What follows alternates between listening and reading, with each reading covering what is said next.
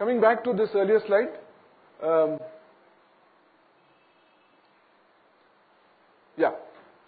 the next is courage of conviction.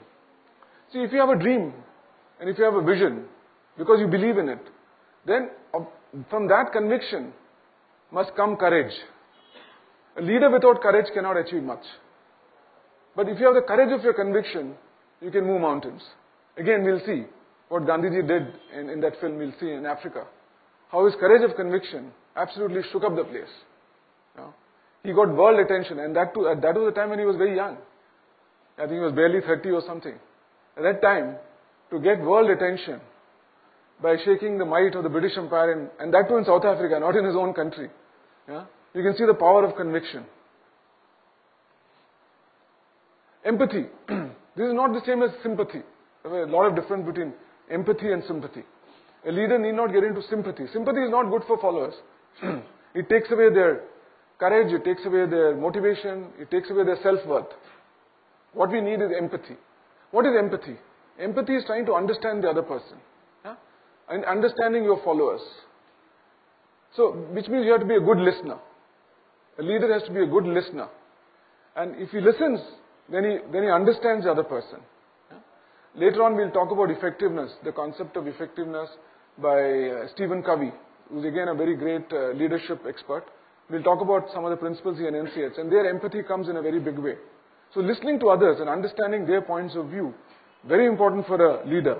Not only to just listen to their point of view, you might actually pick up good ideas from others when you listen to them. Humility. Last of all, humility. Humility is extremely important. If you're carrying your ego on your shoulders, forget about being a leader. You can't be a leader. You cannot motivate and lead people if you're full of yourself. If you're all the time only talking about yourself. You need a lot of humility. I forget the name of the organization, but there was one company in India small company, where at the entrance they had kept a box and there was a label on it. Please drop your egos here. So the managing director wanted everybody to come into the company without their egos. So that's the only way we can exercise objective leadership.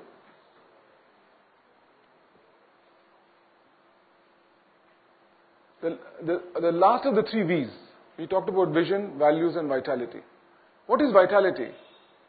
See, a leader has a vision, and he's also a man of values. The next thing he needs is energy, vibrancy, motivating his people, directing them and getting things done. Well, ultimately, at the end of the day, you have to realize your vision. You have to realize your objectives. So vitality, what do you understand? Vitality in the normal sense of the word in English means strength, energy, enthusiasm, like products like Bonvita and Horlicks talk about vitality. But this vitality comes from the mind. So first of all, vitality consists of passionate belief in the vision. If you as a leader don't believe in your vision, then something is wrong. Either you need to change your vision, or you need to tell yourself that, I've missed the first step of leadership. You need very high energy levels to be an effective leader. You need the ability to inspire followers to believe in your vision. It's not enough that you believe in your vision. Oh, by the way, I'm going to leave a CD behind for the school where Stephen Covey has got a set of 16 films. In fact, the film I'm going to show today is also from that. But 16 films, which can be in the library, and sometime through your journey of these 2 years in the school, you must take a look at those films. You must view those films and discuss them. They're beautiful films. And one of them is called Goals, where it shows how if your followers don't know what the vision is, if you don't know what the direction is, how that organization can go into complete confusion. So it's not enough that you have a vision and that you're passionate about it. You need to communicate that and inspire your followers to believe in the same vision. And therefore you need the next item, powerful communication skills. You must have genuine respect for people, the people that you're leading. You have to empower your people and reward them. See, it's not enough what is the meaning of leading people? They are all given assigned jobs, right? After that, you can't begin to treat them like servants and start looking over their shoulders. You give them their jobs, tell them exactly what their jobs are, give them the training and the necessary inputs so that they can perform their job well, and leave them free to perform. Give them the necessary authority to perform. That is empowerment. And periodically you review their output and see how they're performing. But empowering is very important. Otherwise you're stifling people's enthusiasm. They'll die as your followers. Reaching out to people and staying connected with them. This is one of the most important aspects of leadership. You have to be in touch with people. You have to reach out to people. Knowledge. In today's society, leadership is knowledge leadership. So it's important that you keep yourself contemporary, which means on the leading edge of knowledge in your respective area. And that is now tough, at the same time easy. Tough because the boundaries of knowledge are expanding by the minute. Easy because you got internet. You got technology. You can access any piece of information anywhere in the world at the touch of a button. So it makes it easy, at the same time it's very tough. But you have to be at the leading edge of knowledge. In your respect, if you're a marketing guy, you must know what is the latest theory in marketing. More than your boss does. And you have to help others in your team to keep themselves contemporary. Which means you have to look after their need for training, their need for being coached, their need for knowledge enhancement. That is something very important. You have to create a climate of innovation. The marketplace is getting so competitive that unless you innovate and stay ahead of the challenge of emerging competition, you are not going to be able to service your customer comparatively superior to that of your competition. Sustaining a high performance culture. If you are a good leader and if you do all of these things that I talked about earlier, you automatically create a culture in your company where everybody is striving to do high performance. Maintaining an ecosystem. So if you do all this, what will happen? This will result in an ecosystem or an environment in your company of motivation, vibrant motivation, where everybody feels excited to come to work and do work. And not that, oh my God, I don't want to go to office. That's not the attitude. Where people feel they're coming to office. They look forward on Sunday evenings to come to office on Monday. That's a vibrant motivation.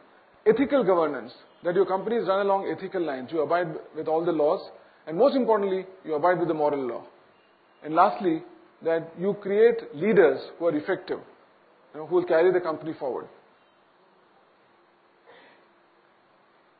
See, the same model of framework of vision, values and vitality can be looked at in another way. It's another angle. You're looking at same leadership from another angle, particularly with reference to companies and corporations and organizations.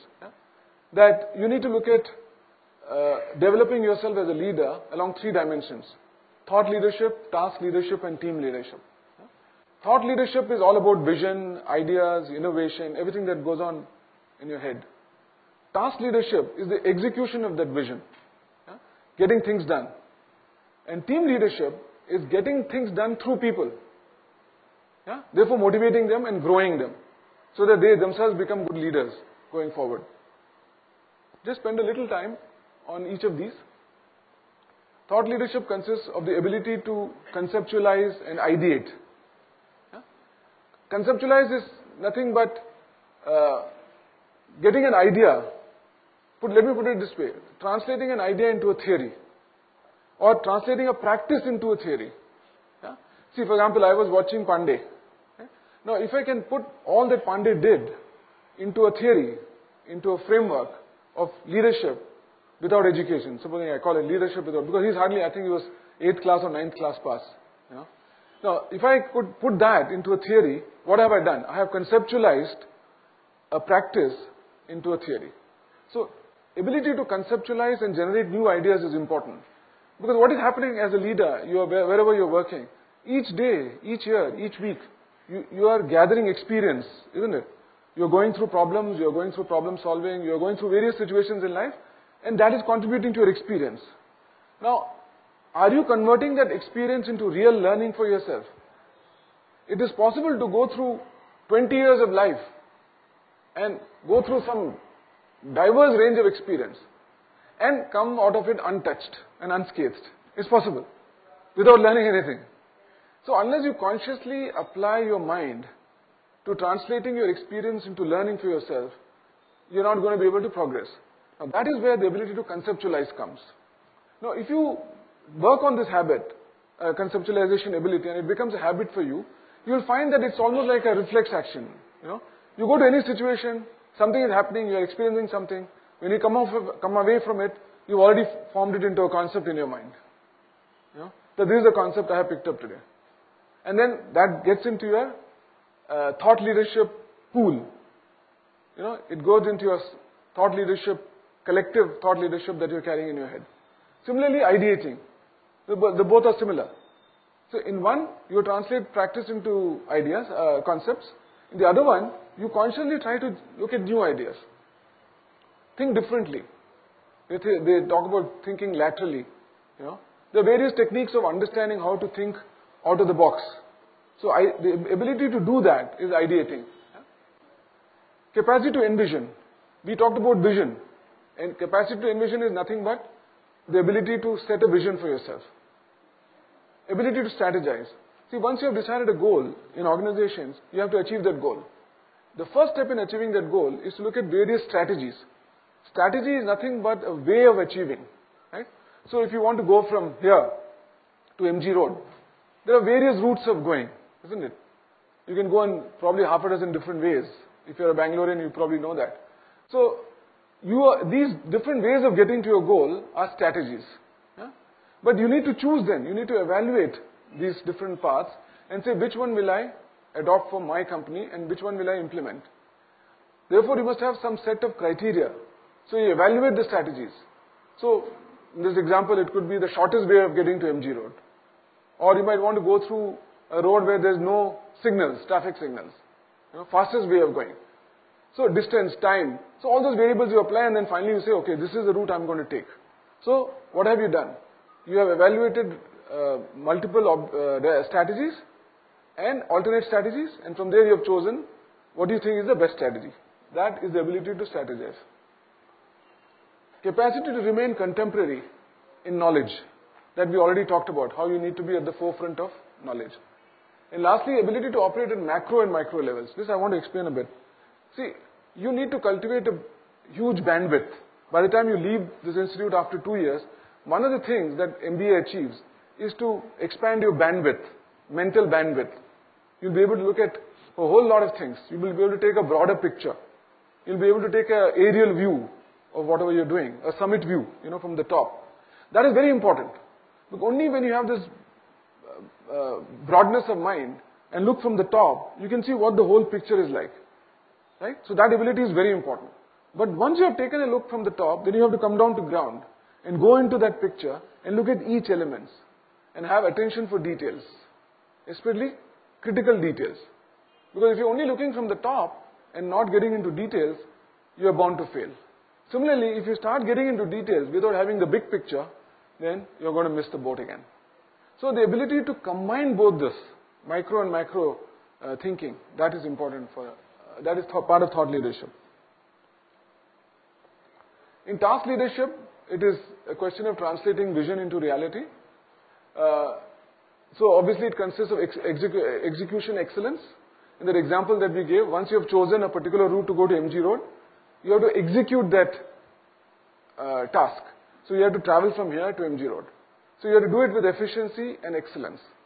So you might want to do it with efficiency, so you might say, I want to do it on a cycle because least energy consumption. Or you might want to pick up a scooter which gives the maximum mileage and save petrol. So whatever is your variable you are trying to optimize, you have to do it with efficiency and excellence. That is translating execution excellence. Planning, coordination and control. These are very obvious terms. These are required if you want to put into practice, if you want to actually implement your vision.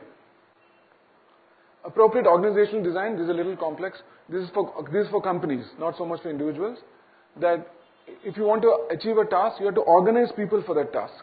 So you have to decide, how am I going to organize them? What is the structure, which department, how will it happen, how many people will be there? All that is called organizational design. You will learn some of that in your organizational behavior subject. Monitoring and control, once you have started implementing a thing, you must keep going back to it, keep checking how it's performing. For example, I saw Pandey doing this.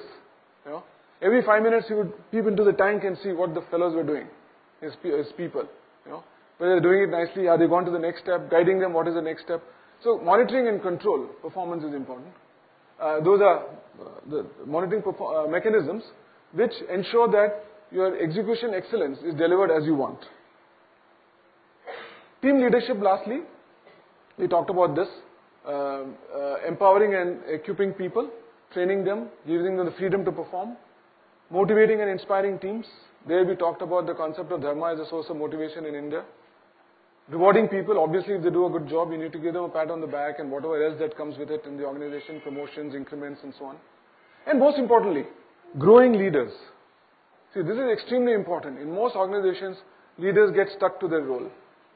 You know, guy has become 60, he gets another extension for 2 years, he wants one more extension after that. Nobody wants to leave because you're already established, the job has become very familiar to you, you can do it with ease and least effort, and you're getting a full salary. So people don't want to leave. But this is the worst harm you can do to the organization. Right in the beginning, we talked about putting organization before self, right? If you do that, then you would retire. You will go and tell top management, tomorrow is my 60th birthday and I want to retire. And I don't want to stay a day. Because that's the only way the organization will be forced to prepare the next line of succession. And before you leave, you must ensure that there are at least 2 or 3 layers of backup. 3 people waiting to take over from you, who are as good as you. That is a service you can give to the organization to perpetuate itself.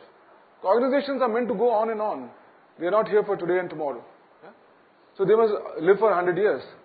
So that's the only way to do it. So growing leaders is very important. Now the quotation here, I put it here to show how of the 3 dimensions of leadership, thought, task and team, team is the most important thing. Because you can't achieve anything without people. It is so important that Stephen Covey, I talked about him earlier, he is an authority on leadership. He defines leadership as communicating to people their worth and potential so clearly that they come to see it in themselves. See, what does this mean? That as a leader, you need to communicate with each of your followers and let them know what their potential is, what is their worth, what they are capable of, and inspiring them to perform at those levels. Yeah? That is your key job. If you have done that, the rest of it gets done because they carry out their respective tasks. So if everybody does his task well, the organization as a whole gets optimized. So the most important thing is to ensure that people are motivated enough to do their jobs well. So he says that is the only task of leadership, he says. You know, the rest will follow. So I'm just highlighting the importance of the 3rd dimension. See, lastly, I want to conclude with this. We've talked about what leadership is. We've talked about what are the attributes of leadership, what are the characteristics of leadership, and what should one do to become a good leader. Now, Stephen Covey has got a theory called the 7 habits of highly effective people.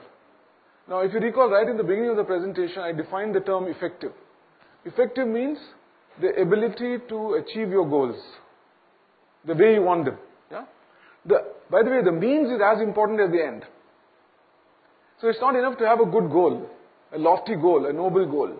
The means that you deploy to achieve them should also be equally noble and equally within the confines of the moral law.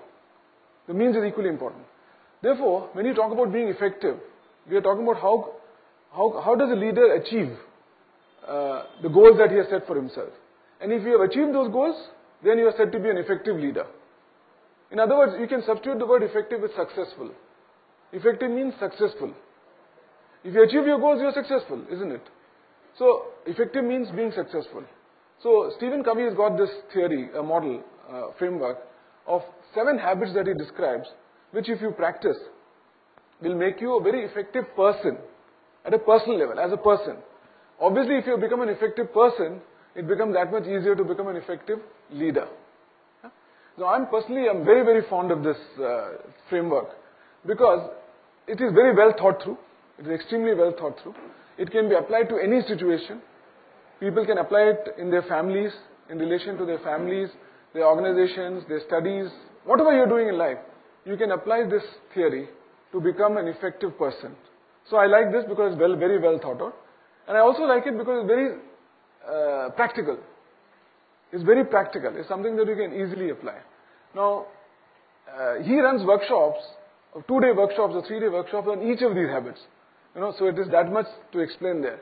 Now, we don't have that kind of time, so I'll just briefly touch upon what each of those means. First is be proactive. See, proactive here means not just taking the initiative in life. Proactive means taking responsibility for yourself, for your action, and I would say, for doing your dharma. Understanding your dharma and doing it take responsibility for that. That is being proactive. So that you don't blame anybody else. Begin with the end in mind. Start with a vision. Don't start here. See, you can start sequentially. If I want to go there, I can start sequentially here, isn't it? And keep going like this. He says, no, start with that.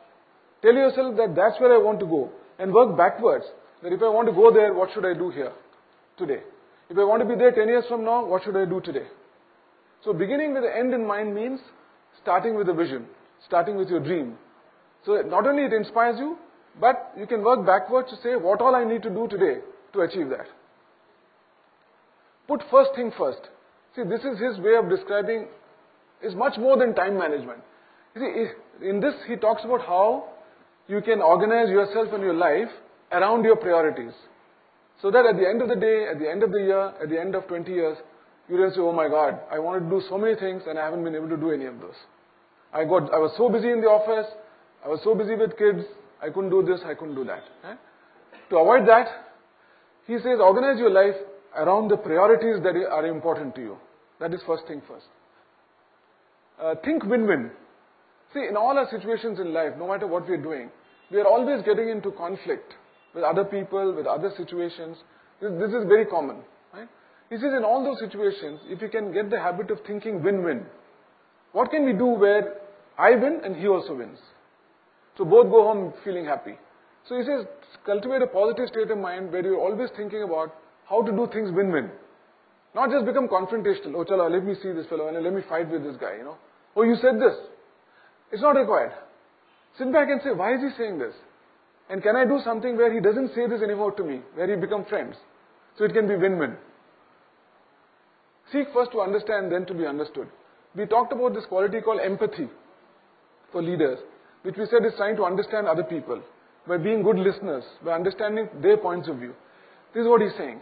See, if you analyze it, just take any situation at home, you'll find that we are always doing things because we want the other person to understand what I'm saying. Fight between husband and wife, fight between sisters and brothers. This is what is happening. Oh, you're not listening to me, You're not understanding what I'm trying to say. But first sit back and say, let me understand what you are trying to say. Try to understand the other person's point of view. See, that process itself will calm the other person and then he will be in a state of mind to listen to your point of view after that. So, understanding the other person, very important. That is what this point is all about. Synergizing. Synergizing is getting more value than the sum of the parts. Yeah? Like they say, 1 plus 1 is 11 and not 1 plus 1, 2. How do you make that happen? You first of all get everybody charged by the vision. Yeah? Everybody is working in the same direction. Everybody has the same focus. So everybody puts the same effort. Now if you do that, inspired by the vision, the sum total of the output that you get is greater than the additions of the inputs. That is synergizing. And that is a task of leadership. A leader has to achieve synergistic results by inspiring and motivating people, by setting a very clear vision and goal for them, and leaving them free and empowering them to perform their jobs. Lastly, sharpen the saw. See, you know what a saw is, right? Now, if the saw, after some time, the wood is cut. So after a few months, you'll find that the saw is not sharp enough. So it can't cut the wood anymore. So you go to a sharpening thing and you sharpen it, right? On a belt or on a wheel, you sharpen it. He says exactly like that, we need to keep sharpening ourselves. We need to recharge our batteries as persons, as human beings. And how is this done? This is done by every now and then sitting back quietly and taking stock of what is happening to you and your life. Have I achieved my goals? Introspection. Thinking about, have I achieved my goals? If not, why not? Did I set the right goals in the first place? Are these the goals worth chasing in life? Or should I be doing something else? Am I happy chasing these goals?